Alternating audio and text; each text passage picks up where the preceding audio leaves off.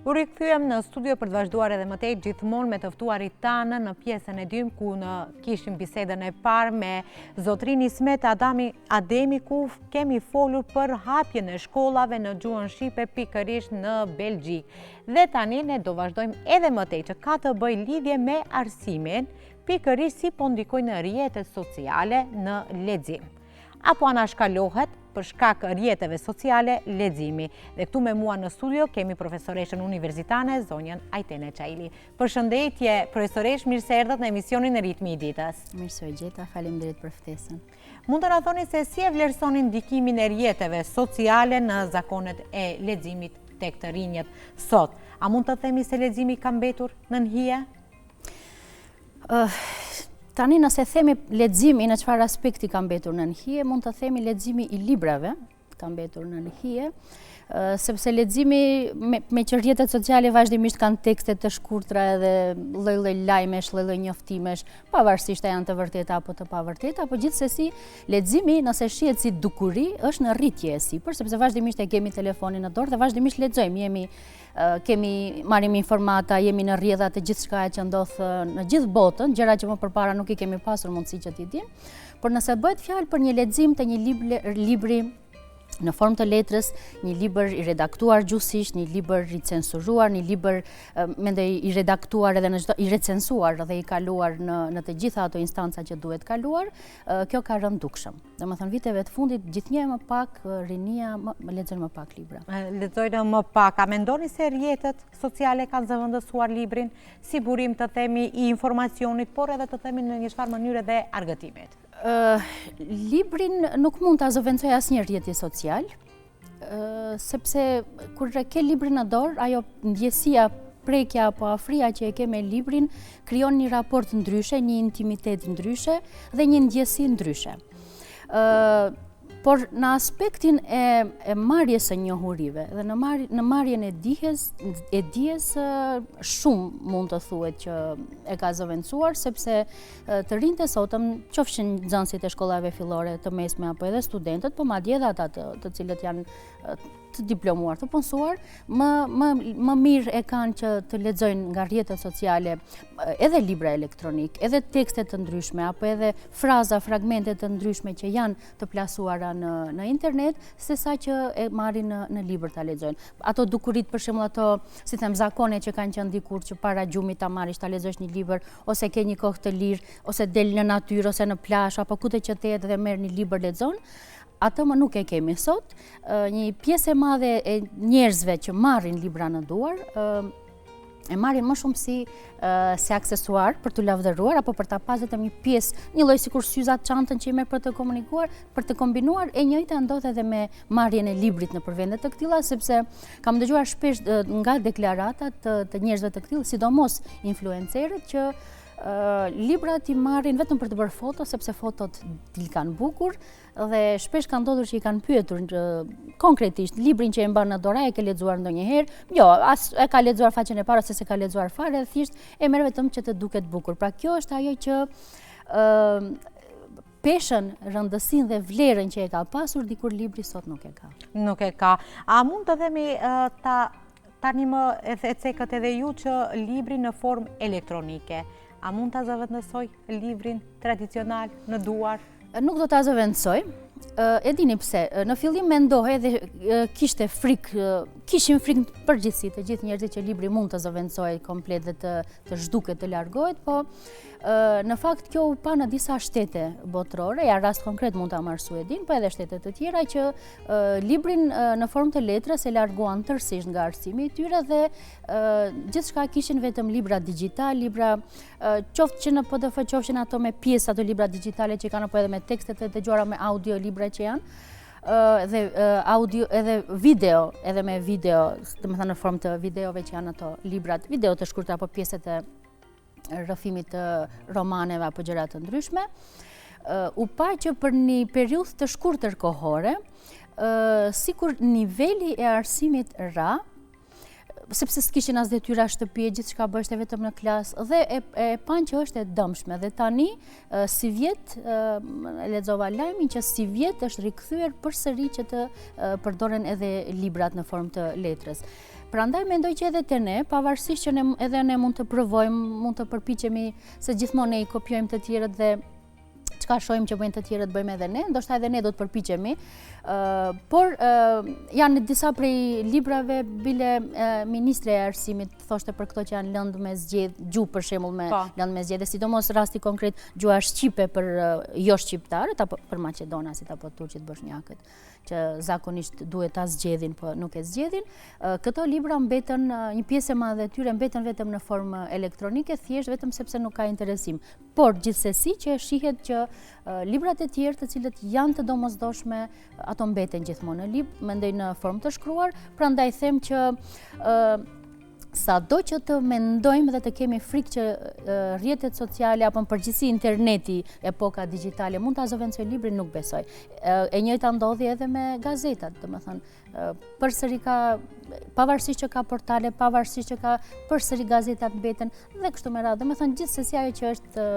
tradicionale, sado që të kurret, do të kurret, natyrisht që do të kurret, por që të zhduket tërësisht, jo, nuk besoj. Ju jeni profesoresh universitare dhe a mund të na thoni se a keni vërejtur ndonjë ndryshim tek studentët, tek gjeneratat e reja, keni kaluar gjenerata, por si u duken gjeneratat tani me leximin konkretisht? 25 vjet përvoj pune, gjeneratat e mëparshme vërtet lexonin më shumë. Kishin interesim më të madh, ishin më serios në punë kur vinin, mendoj në ligjërata kur vinin. Edhe kur isha asistente, domethënë kur I kam mbajtur ushtrimet, e di që e gjithë ora e ushtrimeve që e mbaja unë ishte vazhdimisht përsëritje dhe vazhdimisht studentët përgjigjeshin. Sot, mendoj prej kur I kam marrë lëndët e mia, lëndët I mbaj në mënyrë interaktive. Pra, ligjëratat nuk I mbaj vetëm në mënyrë frontale, nuk është që vetëm unë flas edhe studentët të dëgjojnë, pra I mbaj në mënyrë që të hynë në bashkëbisedim interaktive, të hynë në bashkëbisedim edhe studentët me mua, por e shoh që numri I atyre që përgjigjen apo që hynë në bashkëbisedim me mua është shumë I vogël. Për këtë arsye unë përdor metoda të tjera vetëm për t'i nxitur, para prakishtit e detyroj ta lexojnë mësimin ose I lejoj edhe aty në klasë të lexojnë vetëm që të hapin, që të paktën të hynë në bashkëbisedim dhe të bëhet më ndryshe ligjërata dhe e shoh që sidomos nëse bëhet fjalë jam pjesë, nuk jam e gjuhës, nuk jam e letërsisë, po e di nga studentët e mi që librat e letërsisë, sidomos romanet apo të gjitha veprat nuk I lexojnë fare, I lexojnë vetëm fragmentet apo marrin materiale të gatshme që janë të shpjeguara në internet apo kritika të gatshme, madje edhe vetëm nga shënimet e kolegëve të tjerë që I kanë dëgjuar nga profesori dhe nuk kanë as pak dëshirë për të lexuar. Kjo ndodh që në shkollë fillore. I kam parë edhe fëmijët e mi edhe nxënësit e atyre gjeneratave, domethënë si ka duke kaluar mosha, interesimi vetëm shkon duke rënë, pra në klasë të para të dyta u ka ardhur interesant të lexojnë libra, romane, lektyra që u kanë dhënë arsimtarët, po pastaj duke shkuar vite, duke kaluar, gjithnjë e më pak janë larguar nga leximi I humbet ai interesimi tek të rinjët. Rrjetet sociale, të themi teknologjia kanë bërë që disi kemi të servuara, të gatshme dhe të menjëhershme të shpejta. Ndërsa për të marrë librin duhet durim, duhet kohë për të lexuar dhe të themi për të parë se çfarë ka konkretisht në atë libër. Apo humbet durimi si vlerë në mesin e brezëve të ri? Po. Rinia e sotme janë shumë të padurimshëm. Gjithçka duan të jetë aty e hëpërhëshme, fup, qoftë në aspekt marrjes e informatave, të dijes, qoftë edhe për gjëra të tjera. Domethënë, edhe ndryshimet që ata I kërkojnë të bëhen në jetë, I duan të menjëhershme, madje edhe të fituarit e të hollave për jetën që të mendojnë ata ta jetojnë, e duan të jetë e përnjëhershme. Pra nuk duan që diçka të shkojë shumë kohë dhe që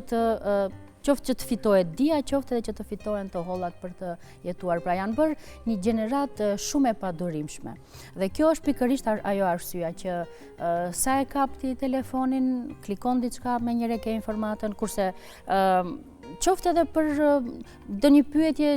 një hulumtim. Tani më edhe si e ke edhe chatin, edhe Google-i, po edhe chatit, vetëm e pyet çka ka ndodhur këtu, si ka ndodhur këta, po çka do që të duhet, ta me njërë të del përgjigje aty dhe ke të gatshme, kurse në kohën tonë është dashur për shembull të vrapojmë nëpër biblioteka, të presim rend, të gjejmë disa libra, po kush e di ai dim as i dim të gjithë titujt e librave, madje nuk e dim çka është botuar në shtetet e tjera, nuk jene informata me të gjithë gjërat, po duhet të ulesh, po të shfletohesh, po mezi ta gjesh një informat, duhet ta lexosh gjithë librin derisa ta gjesh atë që ty të duhet, kurse sot këto informata i ke për 1 sekonda, për si të them, për pak sekonda. A mendoni që kjo pjesa sadopak i bën dëm rinisë son? I bën dëm në aspektin e të menduarit logjik, në aspekt të menduarit kritik, sepse edhe fëmijët e vegjël, shumë shpesh më ka ndodhur tash të bisedoj kështu me njerëz që kanë fëmijë të vegjël, edhe detyrat më të thjeshta që janë i bëjnë me qet. Domethënë, një detyrë shumë thjesht, një pyetje përgjigje nga teksti apo çfarë do që të jetë, menjëherë as nuk e lodhin trurin bile të mendojnë, edhe që të përgjigjen ose të paktën ta lexojnë atë gjysmë faqe tekst që është aty për t'i dhënë përgjigje, po edhe këto detyra i bëjnë me qetë dhe imagjinoni tani kjo sa lën pasoja. Sepse arsyeja të lexuarit, sidomos e veprave letrare, krijon edhe të ngrit nivelin e të shprehurit, kulturën gjuhësore të njeriut, të zgjeron diapazonin e të menduarit dhe natyrisht edhe të menduarit. Dhe pastaj ti kur je në gjendje të shprehesh me fjalët e tua, ti dish të gjitha ato informata dhe ti vësh në zbatim, ajo është pikërisht nëse ti e ke arritur domethënë synimin e shkollimit tënd. Nuk është puna vetëm të kesh informata, por të mos dish t'i vësh në zbatim në momentin e duhur. Tani mund t'i bësh ti detyrat me qetë, mund të bësh, bëjnë edhe jo vetëm detyrat thjeshta, bëjnë punime diploma, punime master, i bëjnë krejta, i bëjnë me qetin, dhe tash imagjino tani kur vjen momenti që personi në fjalë apo rinia e sotme do duhet të hyjë në vend pune dhe do duhet ata të shprehen dhe të shpjegojnë apo ja thjesht të jenë këtu në një intervistë apo kudo që, domethënë nuk janë në gjendje që të shprehen dhe ti artikulojnë, ti ndërtojnë fjalit mirë. Aq më tepër pastaj nëse flasim edhe në aspekt të gjuhës shqipe, sepse për gjuhën shqipe as pak nuk kanë më interesim, shumicën e gjërave të rinjtë e sotëm i shohin drejt për drejt anglisht, dhe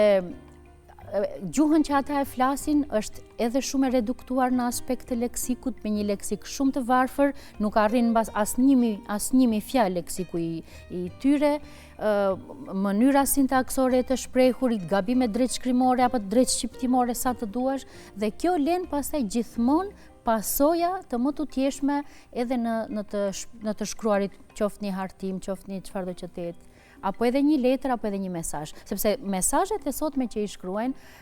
kjo ka bërë ajo, sepse përmes rrjeteve sociale që komunikojnë të rinjtë e sotëm, janë krijuar disa dukuri shumë interesante që janë vetëm të epokës digjitale. Është krijuar një rregull drejtshkrimori i ri, modern, me shkurtesat e tyre. Me shkurtesa të lloj-llojshme, qofshin vetëm me largimin e zanoreve, qofshin vetëm me nistoret, për shembull TH zemrën, THZ, sa ato FLM, KLM, ato më kanë hyrë moti. Kanë dalë prej përdorimit. Dhe nuk kanë dalë nga përdorimi, po janë thelluar aq shumë sa që fatkeqësisht jo vetëm në të shkruar, po edhe në të folur, kur flasin thënë FLM, SPS, domethënë imagjino deri në çfarë niveli ka arritur ajo, dhe pastaj ka edhe këto të shkruara tjera, kur duam një tekst të veçantë i vëmë ndonjë fjalës, e shkruajmë komplet fjalën, për shembull të dua shumë, edhe ajo shumë me shkronja të mëdha, ose të duam shumë, ose ku je, kur je nervoz, ose shumë pik çudice, ose vetëm pik pyetje dhe me pse s'përgjigjesh dhe kështu me radhë, domethënë janë një sër dukurish që janë krijuar nga interneti. Dhe veç asaj, kemi edhe gërshetime tani të dialekteve. Për shembull, pavarësisht cili dialekti i takon, apo cilë zonë, krahin i takon, përdor disa fraza apo disa fjalë që janë ndoshta të një krahine tjetër, po që përdoren shpesh në rrjetet sociale, dhe ajo është bërë një përzierje, as nuk është e folmja jote konkrete, as nuk është ndonjë krahine tjetër, domethënë bëhet një përzierje, dhe aq më pak një shqipe standarde, por mes veti njerëzit merren vesh, por problemi këtu qëndron mes brezave. Do me thënë, brezat më të vjetër, ata të cilët nuk i din këto, shkurtesat që janë të krijuara, sidomos edhe shkurtesat që janë për shembull këta anglisht HPB ose ku ta din rest in peace, RIP dhe kujtun do të tjera kështu. E tash këto kur i shkruhet ndonjë të moshuari, nuk mund t'i kuptojnë.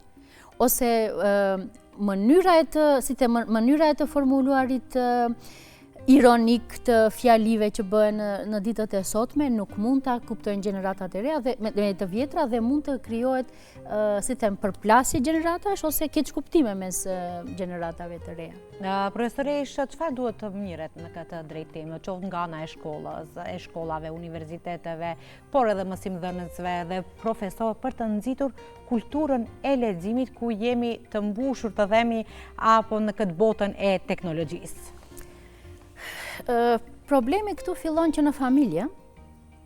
së pari duhet edhe prindërit, pavarësisht që prindërit, shumica e prindërve të sotëm janë në punë dhe vrapojnë për të sjellur të ardhurat të familjes, për të siguruar dhe nuk janë së paku tetor të pranishëm në shtëpi dhe kur kthehen pastaj nuk kanë kohë të merren me fëmijë sepse merren me punë të tjera të shtëpisë. Megjithatë duhet gjithmonë të gjehet kohë për të biseduar me fëmijët, për të ngritur vetëdijesimin e fëmijës,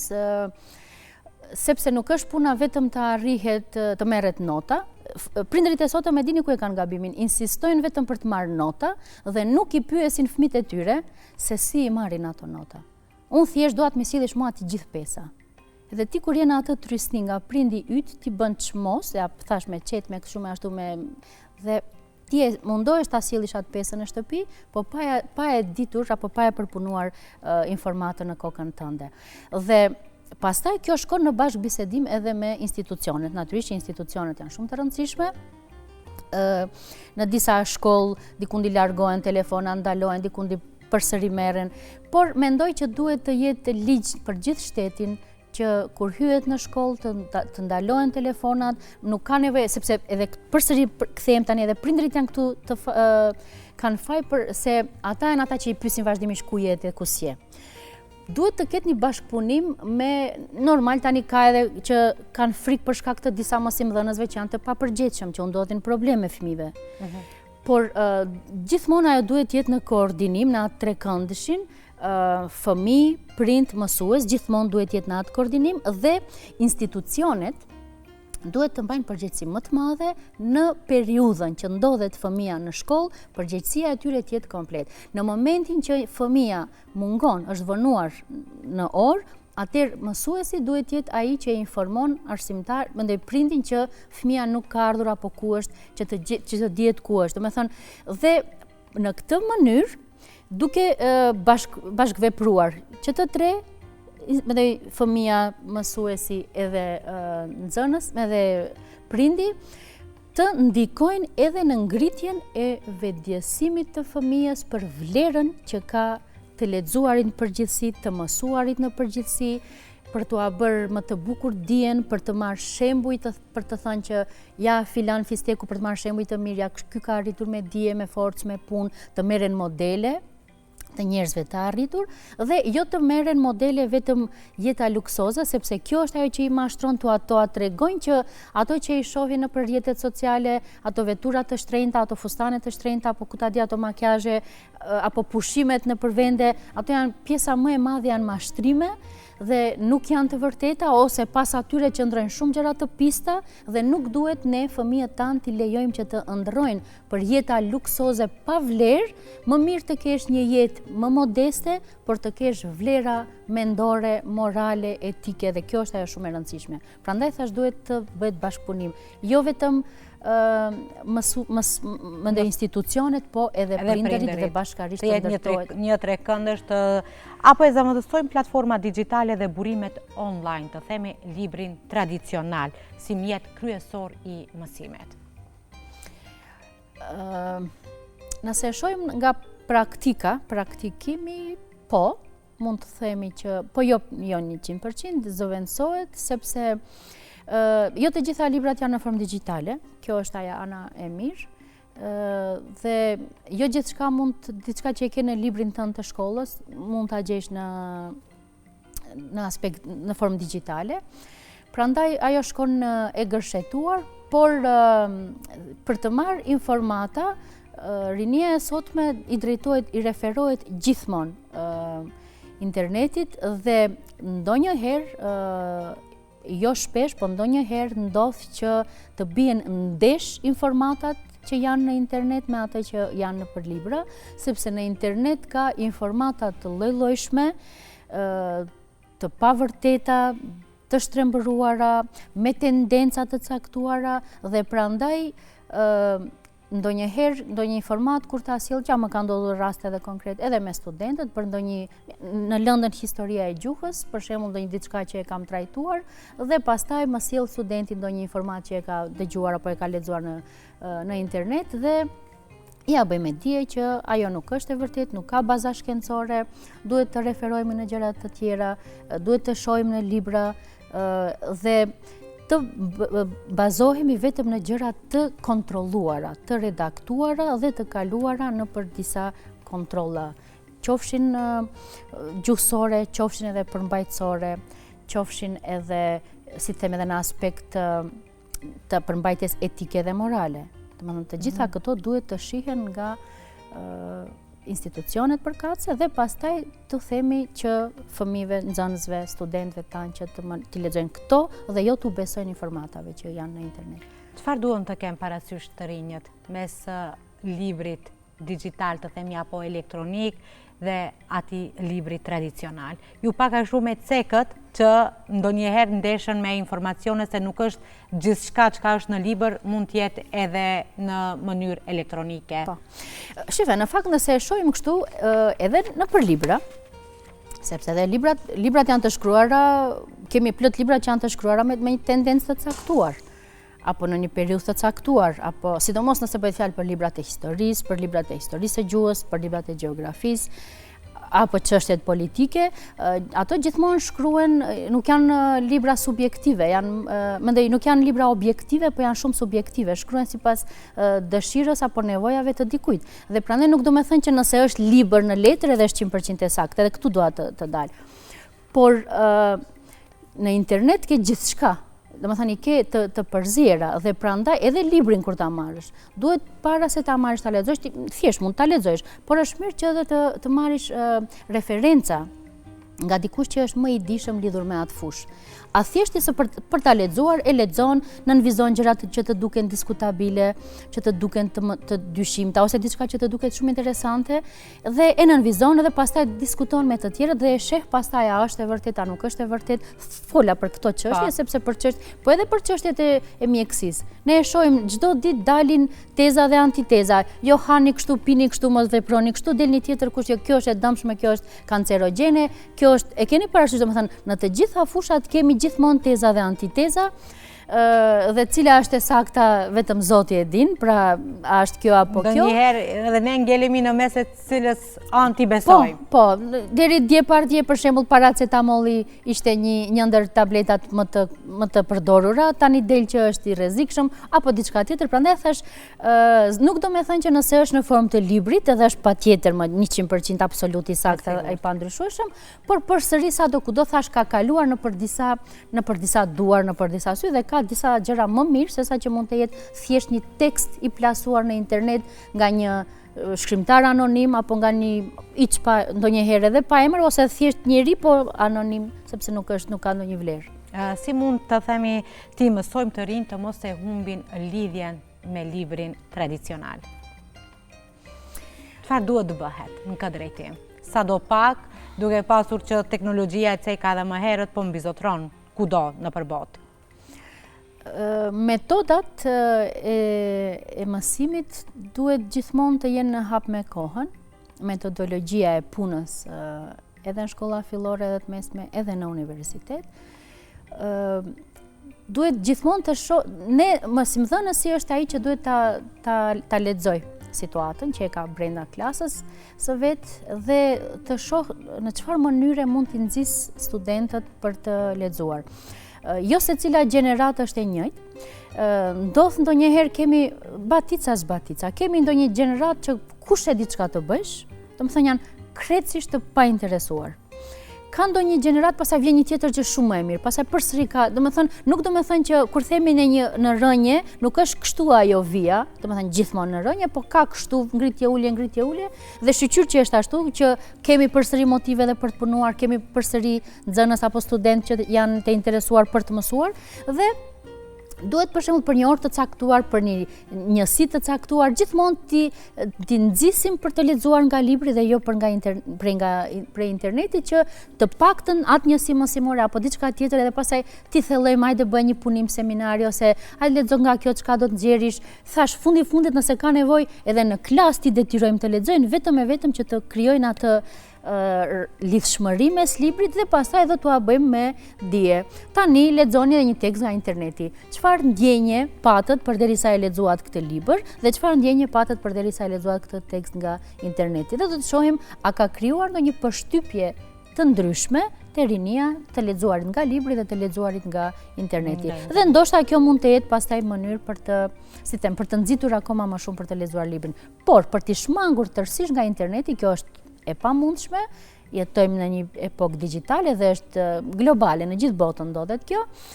por as edhe nga libri të tërhiqen plotësisht, edhe këtë nuk e besoj.